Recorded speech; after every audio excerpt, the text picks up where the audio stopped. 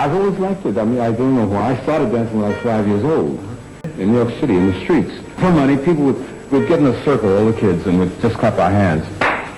Like that? Mm-hmm. Yeah, and dance. And we collect money, and then after, it was during the Depression, and after we'd gotten all we could off of that corner, we'd go to another corner. And then at the end of maybe about 2 hours or so, going from one corner to another, we'd sit down and divide the money that we'd made. We did the Charleston, we did Snake Hips, we did Black Bottom. Well, those kind of dances. Of course, I mean, they don't mean anything today. Only the Charleston is recognized still. I'm a swing dancer. The jitterbug, I don't know if I should say this. Come on, Al. All right. Well, the jitterbug, we called people who would just jump on the floor without any knowledge of what they were doing and go mad with the drum and whatnot and just go and shaking their heads and just jump up and down without any control. That's the way I dance. Oh, shame on you. Now, that's what we call a jitterbug. Now, see, the thing is, in jazz dancing and swing dancing, you have no way of comparing tap dancers because each one is an individual. Whereas in ballet, you have people doing the same, what do you call it, routines. So therefore, you can compare Baryshnikov against Nureyev doing the same routine. So therefore, you can say, well, one does it better than the other. But tap dancers and Lindy hoppers and swing dancers, none of them do the same routine. So that you shouldn't compare Fred Astaire to Bill Robinson. You shouldn't compare Gene Kelly to Chuck Green. I mean, because they're all individuals. That's what I think. That is the wildest story. I'm dancing. See, Count Basie's band had just come out of retirement on that morning for Count Basie's death, and they opened up at a place called the Red Parrot in New York City. So all the dancers and musicians walking in the back into the public, we went there. And I'm Lindy hopping with this girl, and I look up, and I see three blonde guys just look at me, staring at me.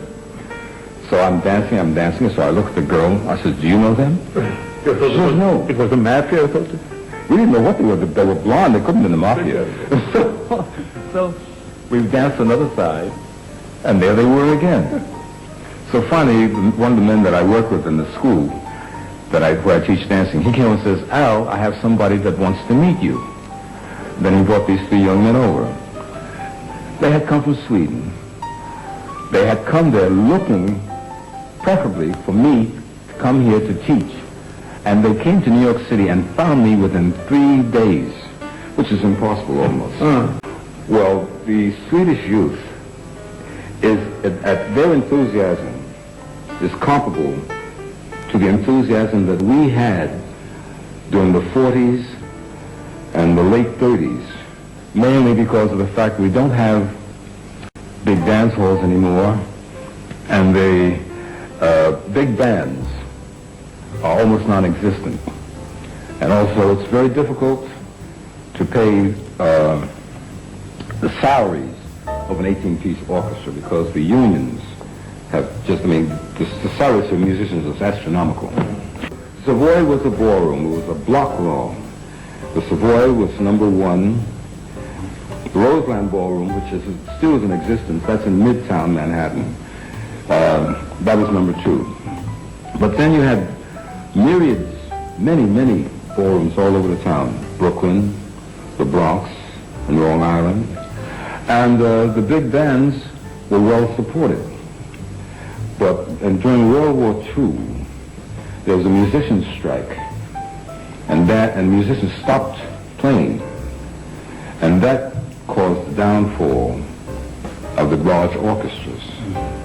No, it's ridiculous to retire. Retirement means you've decided that there's nothing in the world for me anymore, that I'm old and I'm useless.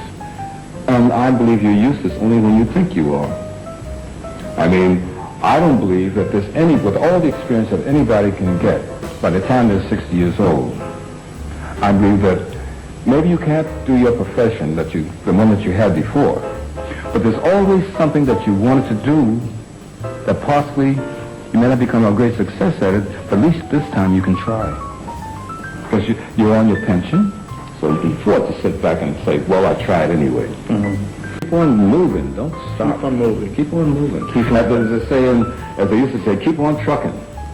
That's the dance they used to do. Trucking. That's That's right. Well, I had a very funny career. Unlike most people who are dancers, I never had a rough period. See, I came out of high school, and at the time, the Daily News in New York City had a contest called the Harvest Moon Ballroom Contest. That's right, that was the theme song. And I had just turned 18, and I entered the contest. I won first prize. My very first professional job was in the Cotton Club. From there, I went to Radio City. From there, I went on the road. I traveled for I toured for about 6 or 7 months. I came back to New York.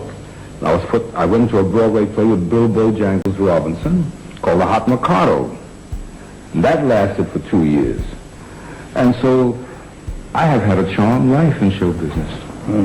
That's what I can sit back and smile. Maybe there are no big stars over my name, but I know them all, and I've been with them socially, and I have very pleasant memories.